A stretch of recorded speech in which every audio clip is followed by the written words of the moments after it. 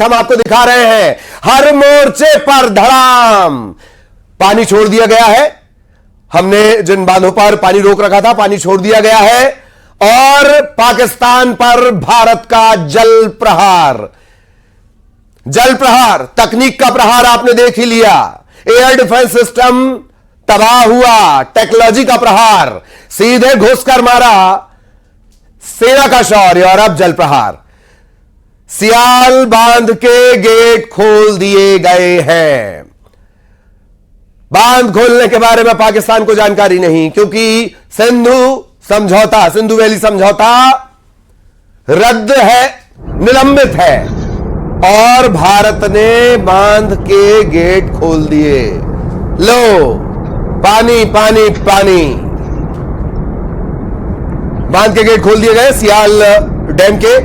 News 18 Madhya Pradesh Chhattisgarh पर ये exclusive तस्वीरें इस वक्त आप देख रहे हैं। पानी बंद कर दिया गया था पर अब पानी फिर से छोड़ दिया गया। इससे पहले जब तक सिंधु जल समझौता था जानकारी देनी होती थी, इतना पानी छोड़ा जाएगा, ये किया जाएगा, इस तरह से ऑपरेशन होगा पानी को लेकर। अब कोई बाध्यता नहीं। लीजिए सलाल या कहें सियाल बांध के गेट खोल दिए गए। हो जाओ पानी पानी पानी। पाकिस्तान पर भारत का जल प्रहार। इससे पहले झेलम के गेट खोले थे, 3-3 फीट तक डूब गए थे पाकिस्तानी। सहयोगी शंकर हमारे साथ जुड़े हैं। शंकर, बहुत शॉर्ट में जल प्रहार, सियाल के गेट खोल दिए।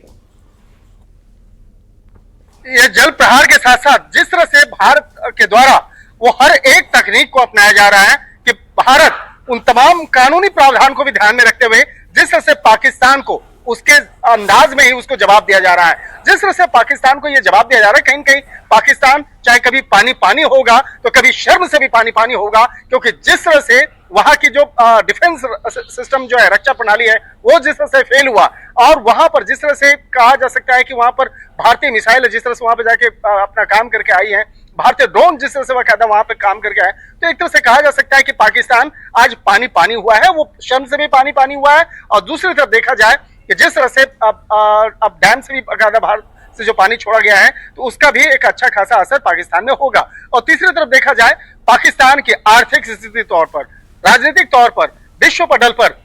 जिस तरह से उसे तोड़ा जा रहा है, तो ये इसकी वजह जो है खुद पाकिस्तान है। पाकिस्तान की जो ये नापाक हरकत है उसी का ये कहा जा सकता है भारत अब चुन चुन कर बदला ले रहा है और कह के बदला ले रहा है। तो भारत के द्वारा जिस तरह से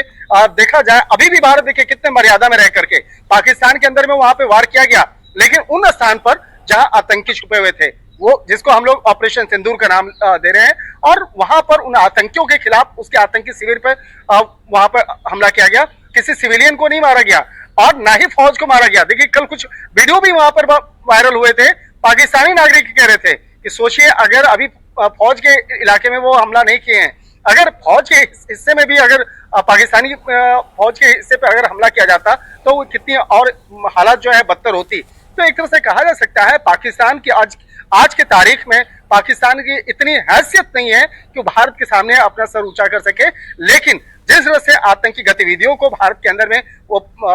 वारदात के तौर पर अंजाम देने की कोशिश करता है, तो अब उसका खामियाजा पाकिस्तान को भुगतना पड़ेगा। और कई अंतर्राष्ट्रीय स्तर के जो मंच हैं उसके द्वारा भी पाकिस्तान को साफ तौर पर इस बात को कह दिया गया है कि वो इस मामले पर पाकिस्तान का पक्ष नहीं ले सकते हैं, कि वो भारत के अंदर में जिस तरह से आतंकी वारदात को अंजाम देता है, जिस तरह से, और खासतौर जो पहलगाम की जो घटना हुई है उसके बाद दबे जवान जो है चीन भी पाकिस्तान का साथ नहीं दे रहा है। तो एक तरह से कहीं कहा जा सकता है कि आज पाकिस्तान अलग थलग पड़ता हुआ नजर आ रहा है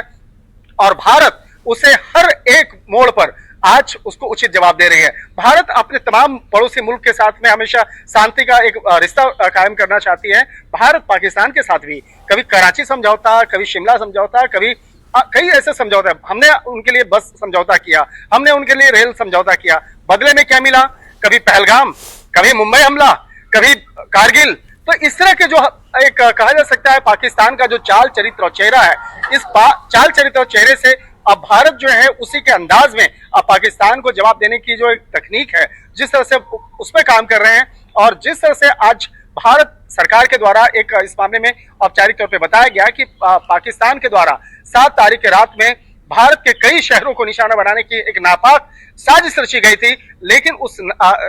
साजिश को साजिश को जो है किस तरह से उसे फेल किया गया।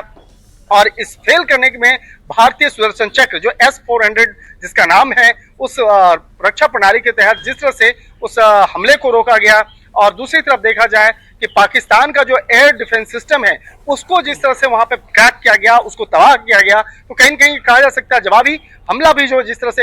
है, और उसका परिणाम है कि पाकिस्तान के अंदर में कई उसके शहर जो हैं वो उस पर एक अच्छा खासा असर पड़ा है। और पाकिस्तान के अंदर की बात करें तो पाकिस्तान के अंदर में जिस तरह से 5 प्रमुख शहरों में वहां पर ड्रोन